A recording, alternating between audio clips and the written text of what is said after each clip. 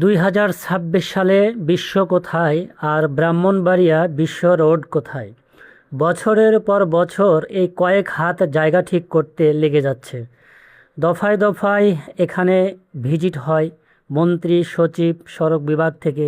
বিভিন্নভাবে এখানে কিন্তু আইওয়াশ করা হচ্ছে সরকারের পক্ষ থেকে। তবে এই জটিল সমস্যাটি, এই ছোট্ট সমস্যাটি জটিল করে রেখেছে। আমরা দেখেছিলাম গত বছরেও অন্তর্বর্তীকালীন সরকারের যোগাযোগ মন্ত্রী এখানে এসেছিলেন। তারপরেও আরও বেশ কয়েকবার কিন্তু এখানে এই উদ্যোগটি গ্রহণ করা হয়েছিল ব্রাহ্মণবাড়িয়ার জেলা প্রশাসকের পক্ষ থেকে।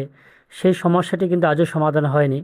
ধুকে ধুকে কাজটি এগিয়ে যাচ্ছে। বিশেষ করে আশুগঞ্জ নদীবন্দর থেকে আখাউড়া স্থলবন্দর পর্যন্ত যে 4 লেন সড়কটি, এই সড়কটির আন্ডারেই কিন্তু এই ব্রাহ্মণবাড়িয়ার বিশ্ব রোডটি রয়েছে। তবে এই অংশটুকু সংস্কার না করার ফলে ঘন্টার পর ঘন্টা ভোগান্তি মানুষের পোহাতে হচ্ছে। বিশেষ করে সিলেট থেকে ঢাকাগামী, ঢাকা থেকে সিলেটগামী, পাশাপাশি কুমিল্লা থেকে ব্রাহ্মণবাড়িয়া হয়ে যে যানবাহনগুলি চলাচল করে, আমরা দেখতেই পাচ্ছি গাড়ির দীর্ঘ সারি।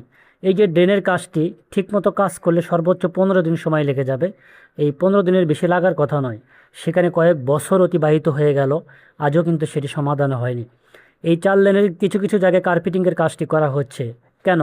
যদি এই অংশটুকু যদি আগে শেষ করা হতো ব্রাহ্মণবাড়িয়ার বিশ্ব রোড, তাহলে এই যে এখানকার যে জটলা সেটি কিন্তু থাকতো না। তবে আমি মনে করি যেগুলো বলা হয়, যেগুলো দেখানো হয়, সেগুলো সবই আইওয়াশ। তো সর্বশেষে যতটুকু আমরা দেখতে পাচ্ছি যে ড্রেনের কাজটি চলছে, আমি জানি না এই পর্বেও কিন্তু শেষ হবে কিনা, আবারও কি ডেট বাড়াবে কিনা, কিন্তু এর আগেও কিন্তু আমরা কয়েক দফায় দেখেছিলাম কাজ চলছিল। তো এখানে দেখতে পাচ্ছি হাতের বাম পাশে এই রোডটি হলো ঢাকা থেকে ব্রাহ্মণবাড়িয়া আসার মুখে। ডান পাশে 2টি লেন আরসিসি ঢালাই করা হয়েছে, বাম পাশেও কিন্তু কার্পেটিংয়ের কাজটি চলছে। তবে এই যে বড় সমস্যাটি সিএনজি, এই সিএনজিগুলো মাঝখানে দাঁড়িয়ে থাকার ফলে এই যানজটের সৃষ্টি হচ্ছে। কারণ সিএনজি যে দাঁড়াবে সে জায়গাটুকু নেই, নেই বলে কিন্তু এরা মাঝখানে দাঁড়িয়ে থাকে। এই যে দেখুন বাম দিকে কত দূরের ড্রেন, এই ড্রেনের কাজটি হলে, রাস্তাটিকে প্রশস্ত করা হলে সিএনজিগুলো যদি বাম পাশে দাঁড়িয়ে থাকে, অথবা সিএনজিগুলো যদি মোড় থেকে একটু সরিয়ে রাখা হয়, তাহলে কিন্তু এই সমস্যাটি হয় না। দেখেন এই যে মাঝখানে সিএনজি কত সুন্দর স্ট্যান্ড করে দাঁড়িয়ে আছে, আবার 2-3টা দোকানও দেখতে পাচ্ছি। কি একটা বেহাল দশা, দেখার জন্য কেউ নেই।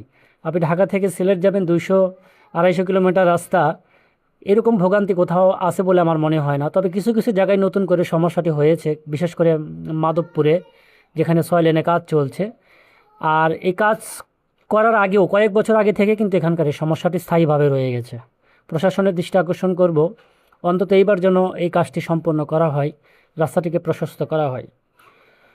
তো আজকের ভিডিওটি খুব ছোট্ট পরিসরে 4 মিনিটে শেষ করব, কারণ আমি মনে করলাম যে এই অংশটুকু আপনাদের দেখানো উচিত। আর বাম পাশে দেখেন কত দোকান, এগুলো কিন্তু ভেঙে ফেলা হয়েছিল, আবারও কিন্তু বসেছে। তো এই যে চোর পুলিশ খেলা, এগুলো কত দিনে বন্ধ হবে আমি জানি না।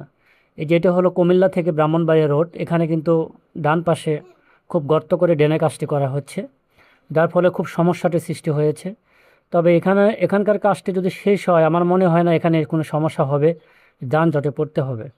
দর্শক, যে যেখান থেকে ভিডিওটি দেখলেন সবাইকে ধন্যবাদ জানাচ্ছি। ছোট্ট পরিসরে ভিডিওটি আপলোড করলাম।